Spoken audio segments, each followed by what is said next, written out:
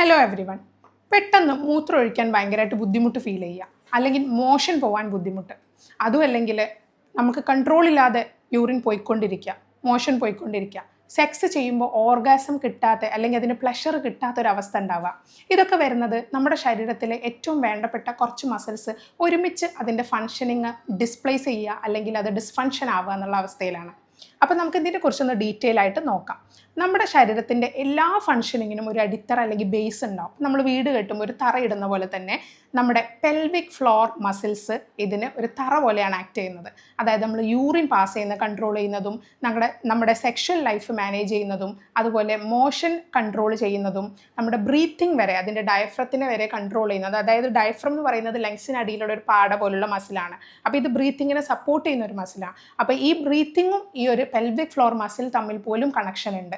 അപ്പോൾ എന്തൊക്കെയാണ് ഒരു ഹാമോക്ക് അല്ലെങ്കിൽ ഒരു ആട്ടുതൊട്ടിൽ പോലെ ആക്ട് ചെയ്യുന്ന ഈ പെൽവിക് ഫ്ലോർ മസിലിൻ്റെ ഫങ്ഷൻ ഇല്ലാതായാൽ എന്തൊക്കെ ബുദ്ധിമുട്ടാണ് സ്ത്രീകളിൽ കാണാൻ പോകുന്നത് എന്നാണ് നമ്മൾ നോക്കുന്നത്. സ്ത്രീകളിൽ എന്ന് പറയുമ്പം ഒരിക്കലും ഈ ഒരു ബുദ്ധിമുട്ട് പുരുഷന്മാരിൽ ഇല്ല എന്ന് കരുതരുത്. പുരുഷന്മാരിലുള്ള കംപ്ലൈൻറ്റ് നമ്മളിതിൽ ഡിസ്കസ് ചെയ്യുന്നതാണ്. അപ്പോൾ ഫസ്റ്റ് തന്നെ പറയുകയാണെങ്കിൽ പലർക്കുള്ളൊരു തെറ്റിദ്ധാരണ ഉണ്ട്, ഈ പെൽവിക് ഫ്ലോർ മസിൽ അയഞ്ഞു പോവുകയാണ് ചെയ്യുന്നത്.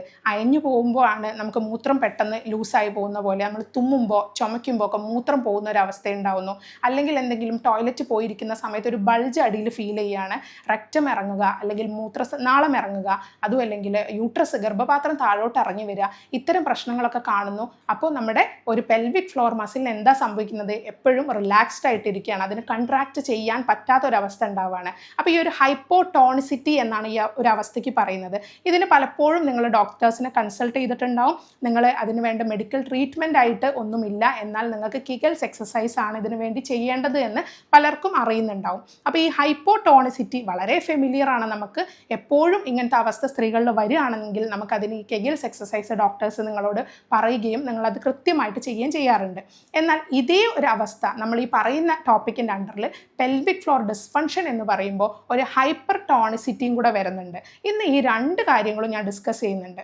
എൻ്റെ ഒ പിയിൽ സ്ത്രീകൾ വരാറുണ്ട്, ഡോക്ടറെ മൂത്രത്തിൽ പഴുപ്പാണ്, ഒരുപാട് നാളായിട്ട് ഈ അവസ്ഥ തുടങ്ങിയിട്ട് ഒരുപാട് ഡോക്ടേഴ്സിനെ കാണിച്ചു, ഞാനൊരു 3 മാസത്തോളമായിട്ട് ആൻറ്റിബയോട്ടിക്കിൻ്റെ ട്രീറ്റ്മെൻറ്റ് തന്നെയാണ്. ഇപ്പോൾ ഒരു 1 വീക്ക് എനിക്ക് നല്ല സുഖമായിരുന്നു, മെഡിസിനൊക്കെ കഴിഞ്ഞു, ഇപ്പോൾ അതാ വീണ്ടും സ്റ്റാർട്ട് ചെയ്തു. എന്താണ് ഇതിൻ്റെ കാരണം? പല ആൾക്കാരും പറയുകയാണ് എൻ്റെ ഹൈജീൻ്റെ കുറവാണ് പ്രശ്നം, അല്ലെങ്കിൽ സെക്ഷൽ ഇൻ്റർകോഴ്സിൽ ഏർപ്പെടുന്ന സമയത്ത് ഇൻഫെക്ഷൻ പകരുന്നതാണ്, ഇതെന്തോ സെക്ഷൽ ഡിസീസാണ്, ഈ രീതിയിലൊക്കെയാണ് ഇതിനെ പറയുന്നത്. എന്നാൽ നിങ്ങൾ മനസ്സിലാക്കേണ്ട ഒരു കാര്യമുണ്ട്, അല്ലെങ്കിൽ നമ്മൾ മറന്നു പോകുന്ന ഒരു കാര്യമുണ്ട്. ഇതേ മസിൽസിൻ്റെ, ഞാൻ ഈ പറഞ്ഞ പെൽവിക് ഫ്ലോർ മസിൽസിൻ്റെ ഹൈപ്പർ ടോണിസിറ്റി ഇതിനൊരു കാരണമാണ്. എന്താണ് ഹൈപ്പർ ടോണിസിറ്റി എന്ന് പറഞ്ഞു കഴിഞ്ഞാൽ, ഇതിൻ്റെ കൺട്രാക്റ്റഡ് സ്റ്റേജിൽ മാത്രം നിൽക്കുക, ഈ മസിൽസ് അയയുന്നില്ല. നമുക്ക് മസിൽസ് എന്തിനാ തന്നിരിക്കുന്നത്, അതിൻ്റെ ഫങ്ഷൻ കൃത്യമായിട്ട് പറയുകയാണെങ്കിൽ കൺട്രാക്ട് ചെയ്യുകയും വേണം, റിലാക്സ് ചെയ്യുകയും വേണം. നമ്മുടെ ഫിസ്റ്റ് എപ്പോഴും ഇങ്ങനെ ഹൈപ്പർ ടോണിസിറ്റി അവസ്ഥയിൽ, അതായത് നല്ല രീതിയിൽ മുഷ്ടി ചുരുട്ടിയിരുന്ന ഇതിൻ്റെ ഫങ്ഷൻസ് എന്തെങ്കിലും നിങ്ങൾക്ക് ചെയ്യാൻ പറ്റുമോ? നമ്മുടെ കൈ കൊണ്ട് എന്തെങ്കിലും ഗ്രാബ് ചെയ്യണമെങ്കിൽ പറ്റുമോ? നമുക്ക് ഗ്രാബ് ചെയ്യണമെങ്കിൽ ഫസ്റ്റ് ഇത് റിലാക്സ് ചെയ്യണം, നമ്മുടെ കൈ റിലാക്സ് ചെയ്യണം, ആ വസ്തുവിൽ നമ്മൾ പിടിക്കണം, അതിനുശേഷം കൈ വീണ്ടും ടൈറ്റ് ചെയ്യണം, എങ്കിൽ മാത്രമേ അതിന് ഗ്രിപ്പ് കിട്ടുള്ളൂ. അതിനുശേഷം നമ്മൾ ലിഫ്റ്റ് ചെയ്യണം, പിന്നെ നമുക്ക് അവിടെ എവിടെയെങ്കിലും കൊണ്ടുവെക്കണം, വീണ്ടും നമ്മുടെ മസിൽസ് റിലാക്സ് ചെയ്യണം. അപ്പോൾ ഈ ഫങ്ഷൻ കൃത്യമായിട്ട് നടക്കാത്ത ഒരവസ്ഥയാണ് പെൽവിക് ഫ്ലോർ ഡിസ്ഫങ്ഷൻ എന്ന് പറയുന്നത്.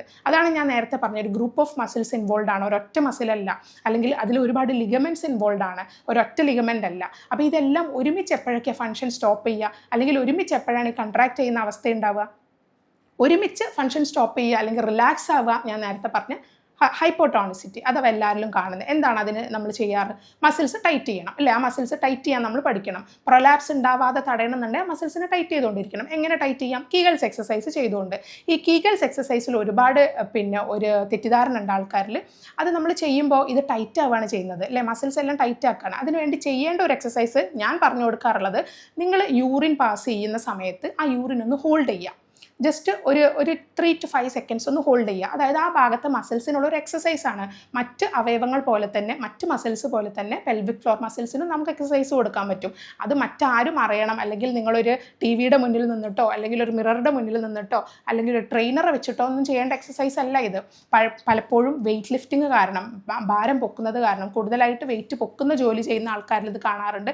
അത് പുരുഷന്മാരിലാണെങ്കിലും സ്ത്രീകളിലാണെങ്കിലും. അതുപോലെ സ്ത്രീകളിൽ ചൈൽഡ് ബിയറിംഗ് ഏജ് ഗ്രൂപ്പിലുള്ള സ്ത്രീകൾ സ്ത്രീകൾ പ്രഗ്നൻസി, അതുപോലെ ആസ്മാറ്റിക് അറ്റാക്ക്, കഫ്, ഇതുപോലുള്ള പ്രശ്നങ്ങളൊക്കെ വരുമല്ലോ, സ്ഥിരമായിട്ടുള്ള ചുമ, അല്ലെങ്കിൽ പ്രഗ്നൻസി, അല്ലെങ്കിൽ കോംപ്ലിക്കേറ്റഡ് ഡെലിവറി, വെയിറ്റുള്ള കുട്ടികളെ പ്രസവിക്കുക നോർമൽ ലേബറിലൂടെ.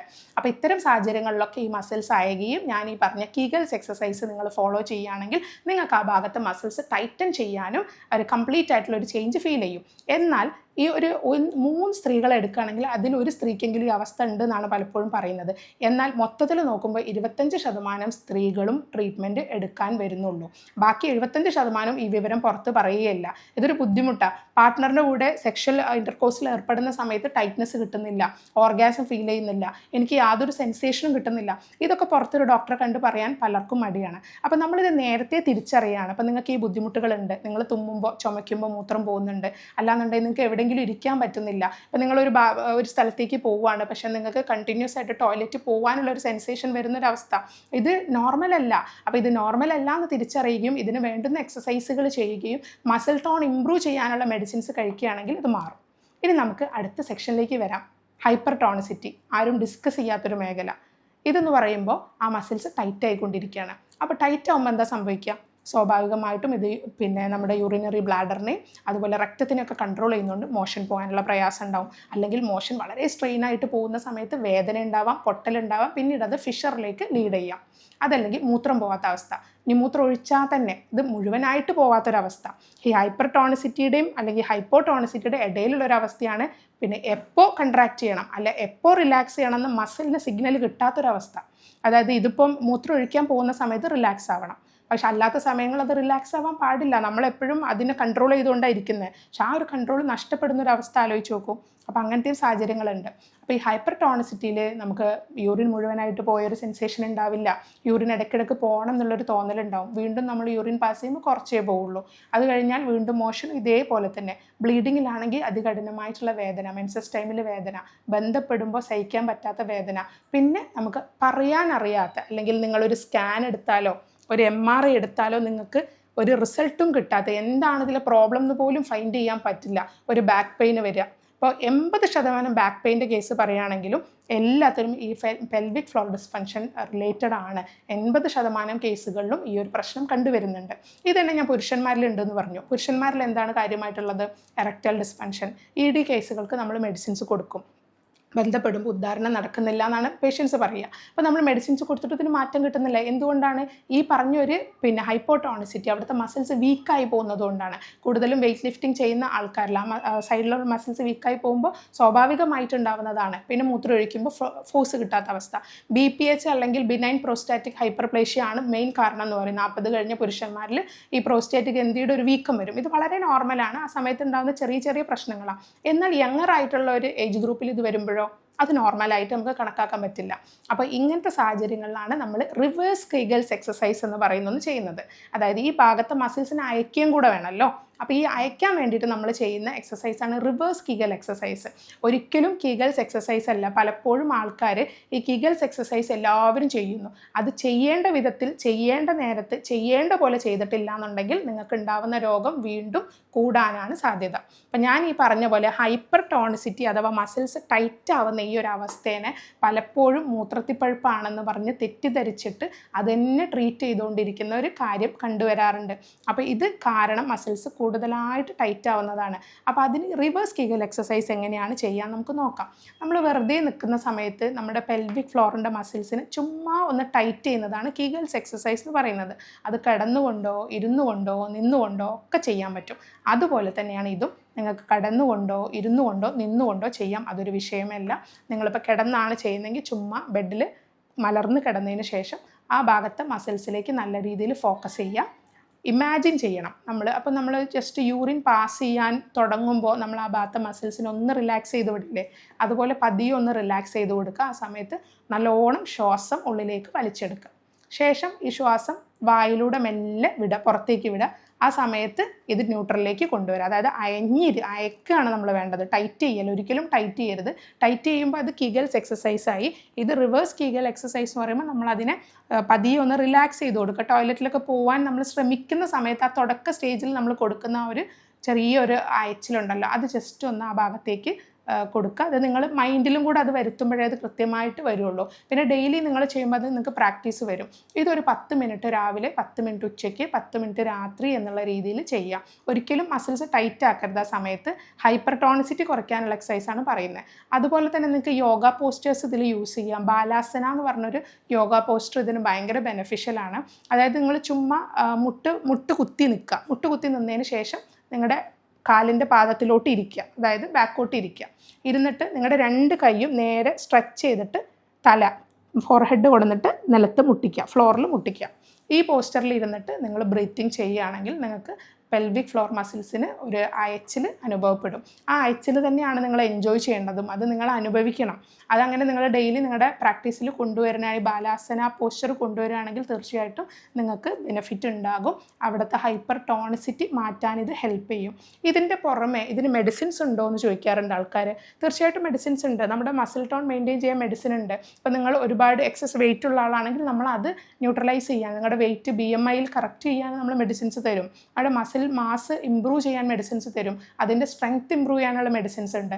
അല്ലാതെ നിങ്ങളിപ്പോൾ ഫൈനൽ സ്റ്റേജ് പ്രൊലാപ്സിലേക്കൊക്കെ പോകുന്നൊരു സ്ത്രീയാണ്, 4th ഗ്രേഡ് പ്രൊലാപ്സ് ഉണ്ട്, യൂട്രസ് കംപ്ലീറ്റ്ലി പുറത്തേക്കാണ് നിൽക്കുന്നതെങ്കിൽ ഈ സ്റ്റേജിൽ നിങ്ങൾ കീഗൽസ് എക്സസൈസ് ചെയ്ത് ടൈറ്റൻ ചെയ്യാൻ എക്സസൈസ് ചെയ്തിട്ടോ, അല്ലെങ്കിൽ നിങ്ങൾക്ക് തീരെ മലം പോവാത്തൊരു അവസ്ഥയാണെന്നുണ്ടെങ്കിൽ നിങ്ങൾ റിവേഴ്സ് കീഗൽ ചെയ്തിട്ട് ഇരുന്നിട്ടോ കാര്യമില്ല. ചിലപ്പോൾ നിങ്ങൾക്ക് സർജിക്കൽ മാനേജ്മെൻറ്റ് ആവശ്യമായിട്ട് വരും.